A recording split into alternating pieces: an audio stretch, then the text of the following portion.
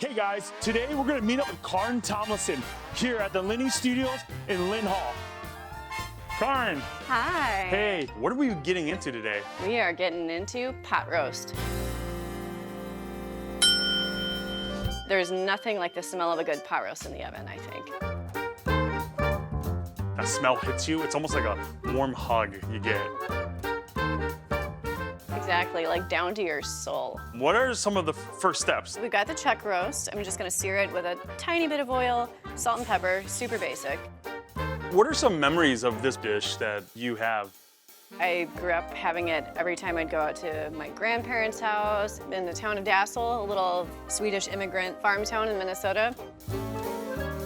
The way that my grandmother wrote the recipe years ago, she just called it her forgotten roast. And it's just an easy thing to throw in the oven. She used to make it before leaving for church, and then if my grandpa would want to invite people over, she would have a meal ready. So literally you just keep it in a big piece, all the flavors kind of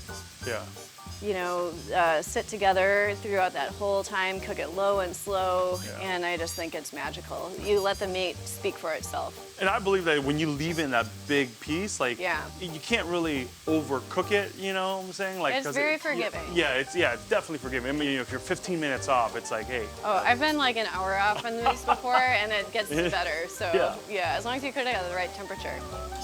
This is my grandma's meat fork. I was just gonna say. Every chef needs a grandma meat fork. And when you're searing this, Karyn, what are you looking for? A really nice brown crust on each side. Not worrying about cooking it, because of course it's going to cook in the oven. Yep. And this is like the part where you can go pour yourself a drink or something, you know? Exactly. The pot roast that you do, is it pretty aligned with your grandma's recipe, or do you take some artistic liberties in there? I think it embodies the spirit, the essence of my mom's recipe and my grandmother's. However, I don't use anything from a packet. Oh, okay. Oh, that looks beautiful. I know that for a lot of people who make pot roasts, they just put it all in a pot like that. Yeah. And they don't get a sear. It's almost just a steaming, you know? Yeah, definitely different approaches, but the sear, I will die on that hill.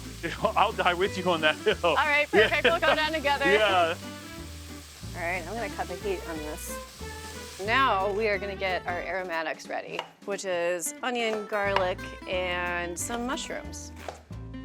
So Karyn, could you go into depth a little bit about how food was a part of your life growing up?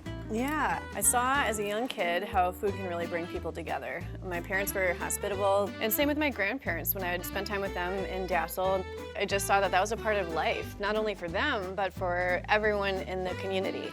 And someone died, then you'd see someone walk across the back 40 with a casserole in their hand. I think it's that kind of farming community where I saw that really valued. It was really influential to me, and even in the way that I cook and do hospitality. Awesome.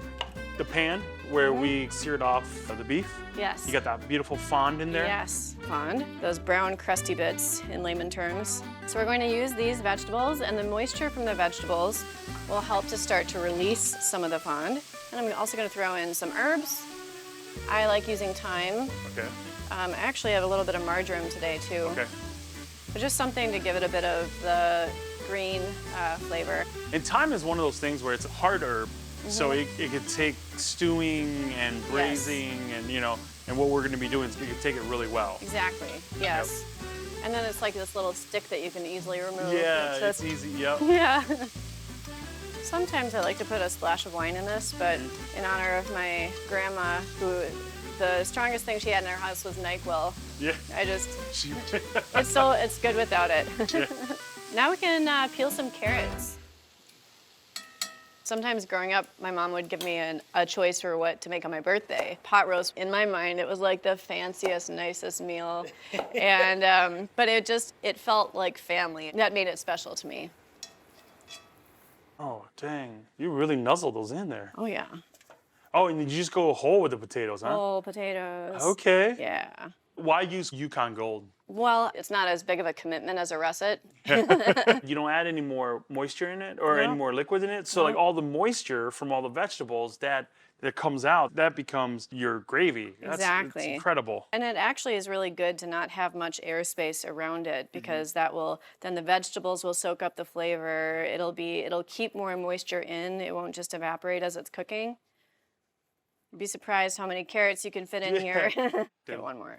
Right there. Now we put it in the oven and wait for about 5 or 6 hours until it's done.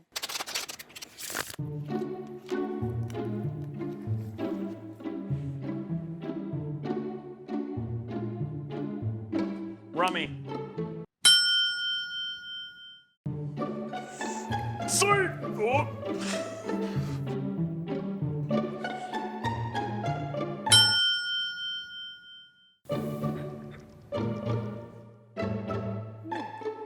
I think mine could have steeped a little longer. Cream? Oh, yes, please.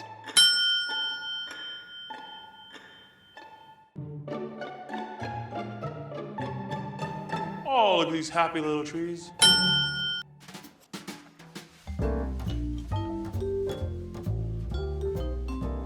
Wow, Karyn, this looks delicious. Excited for you to try it. So awesome. I feel so American eating this. Could have just come from the fields. Yeah. Ready for a late lunch. Oh, this is so good, Karyn. Good. Especially on like a cold day Right? like this. It's just kind of a stick to your ribs. Not even kind of, it is a stick to your ribs meal. My grandfather would pray and he would leave so many pauses between sentences that we'd wonder if he was like falling asleep. And there's like this delicious food on the table. I'm like,